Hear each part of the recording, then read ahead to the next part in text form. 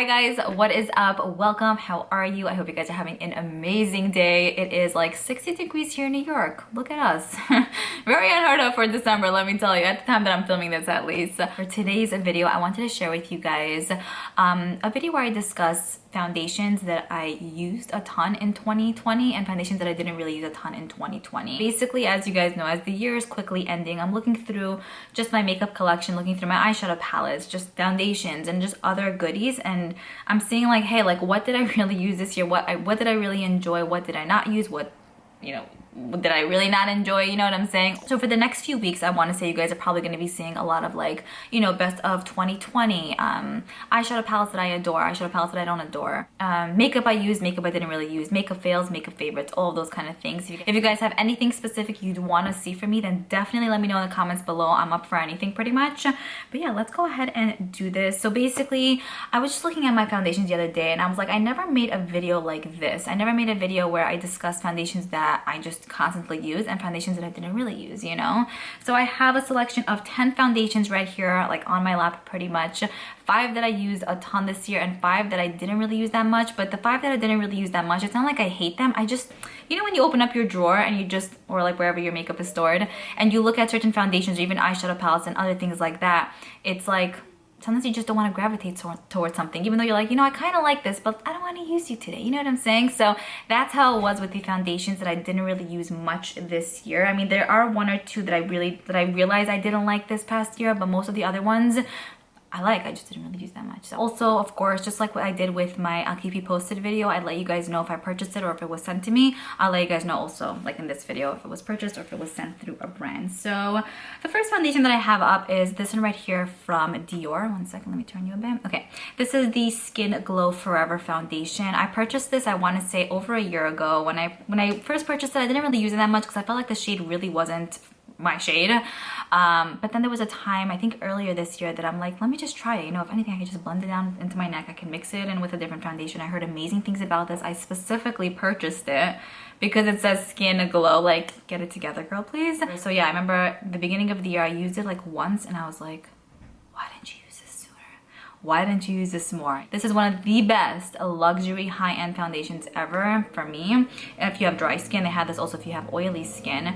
But I love this because I feel like it gave me medium coverage. It was pretty buildable. It felt like very like moisturizing on the skin. It felt very light, very airless. You can put powder on top of this if you want it to be more of a matte finish, but I love like the glowy effect it kind of gave my skin. It has a pump to it, which is great. It still isn't my specific shade, I'm not gonna lie here, but I still try to make it work, and every time I wear this I feel extremely confident. So definitely a foundation that I use a ton this year, and I could see myself repurchasing once this baby is done. Now let me share with you guys a foundation that I actually realized I didn't really like, and that is precisely why I stopped like reaching for it and using it.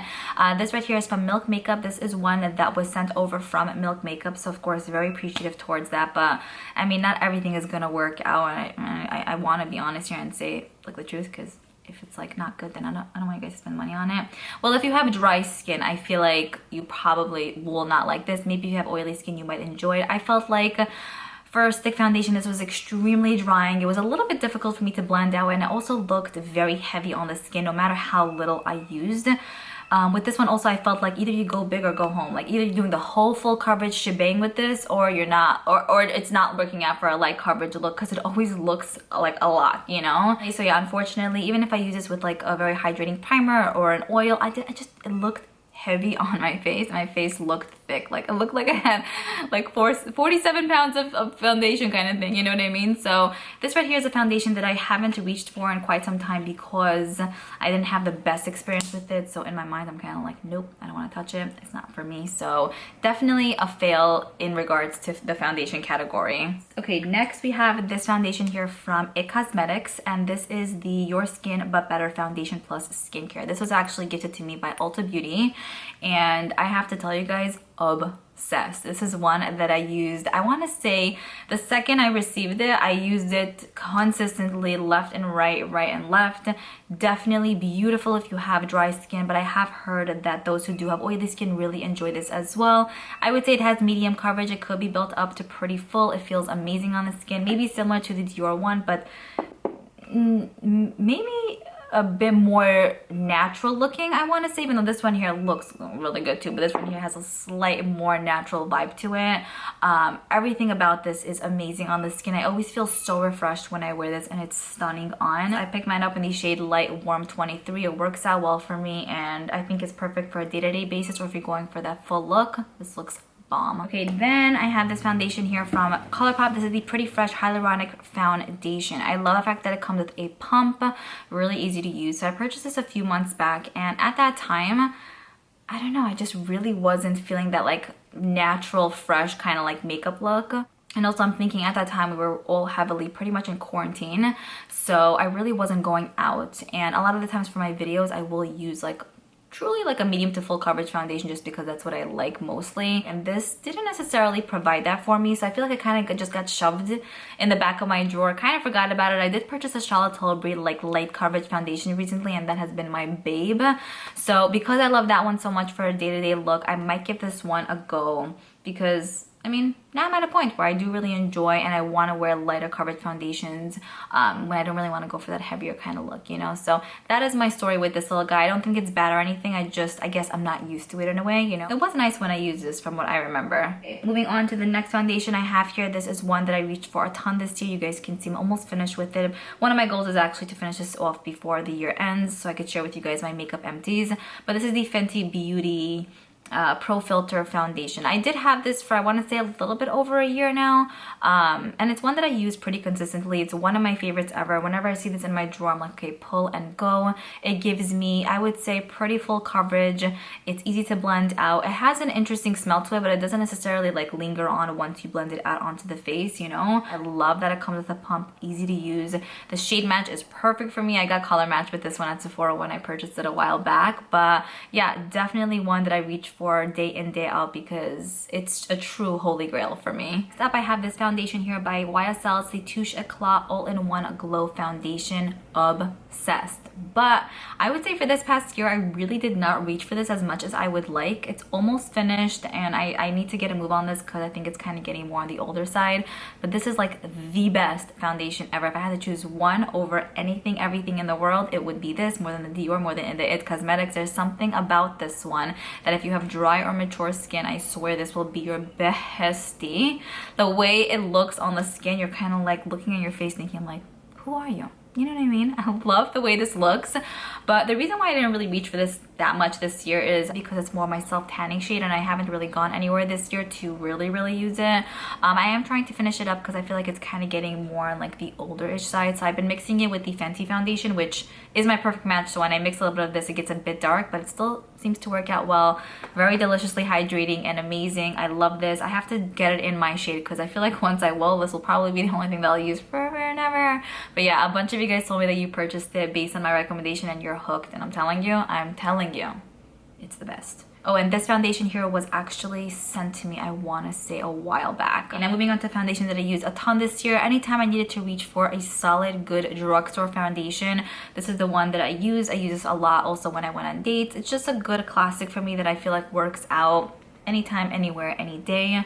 I have mine in the shade 440. A few of you guys asked me what shade I'm in. It's a slight bit hint too dark, but it still works out really well. It has a pump, easy to use. It gives me medium coverage. It sits well on the skin. It doesn't, like, at the end of the day, it still looks really fresh. And if it kind of like breaks away, I would say, it still looks even. Do you know what I mean? It just looks really good. I actually showcased this in my ultimate drugstore favorites video, so really love this one. Moving on to what I didn't really reach for much this year. This is the Maybelline Dream Urban Cover Foundation with SPF 50. I think I used this once and I felt like it was like literally like water on the skin, which was great, but I didn't feel like it had much coverage if I remember correctly. But then also the color is just way off. You know how I suck with shades, so I have to get my game back on with that. I like the fact that this does have SPF 50, so it's great if you don't want to put SPF and then this, you just have everything all in one with this one. I hear great things about it, so I definitely want to give it a go, but because it's so dark, I just look at it in my drawer and I'm like, I just can't wear it, because even if I blend it out into my neck, it would be like 3 different colors, like from my face to my hands. So yeah, I think I just need to pick up a lighter shade, really dig deep with this one to see what the vibe is like, because I heard great things about it and I really want to fall in love, you know? It looks like a good one, and it's from the drugstore. Now moving on to the final two. This foundation here is one that I use, I would say, a lot at the beginning of the year, but then leaning more towards the end of the year, I didn't really use it much, but it's still in my category of mostly used foundations because I did use it for a decent amount of time. This I purchased from TJ Maxx. Oh, the Maybelline one I purchased from the drugstore. This right here I purchased from TJ Maxx. It's the Beyond Perfecting Clinique foundation. I like the fact that it comes with this like huge applicator. Has a little bit of like a paint-y kind of smell. I don't know, but I know that a lot of people really love this one. The shade is pretty perfect for me, maybe a tad bit light, but it works out well. So I use it a lot at the beginning of the year. But then once I found other foundations that I actually enjoyed more than this one, it kind of fell on the bandwagon. It is one that I still like from time to time, but not one that I would recommend over the other few that I've spoken. Do you know what I mean? I also think that it does have full coverage, and it could sometimes come across as a bit heavy looking on the face. I feel like if it's not blended out like perfectly, maybe with a beauty blender would probably be the best way, and if it's not maybe set in with like a mist, I feel like it can look very heavy on the skin. But if you do blend it out nicely and you do set it in and all of that, I think that this could give a really nice full coverage effect to the face. The final foundation I have here is the Stay Naked foundation here by Urban Decay. I don't know what it is about this one, I just didn't use it much this year. I used it a little bit when it came out. I love the packaging, it's so like yummy.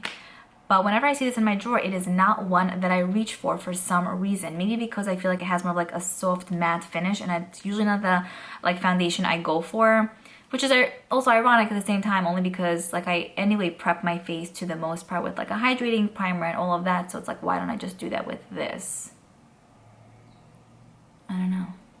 I'll have to get my game back on with this one. I did like what it did for my skin. It gives you amazing coverage. It does last a long time on the skin, and it looks pretty seamless. So I'll just have to rearrange some foundations in my drawers to make sure this is in front of my face so I can actually see it and be like, hey, you know what? I can get down with this today. But yeah, for some reason, this was one I didn't really reach for that much this year. That is pretty much it. I hope you guys enjoyed this video. I hope you found it helpful. I do want to do this for eyeshadow palette, so definitely stay tuned for that. I would love to hear what foundations were your holy grails this year.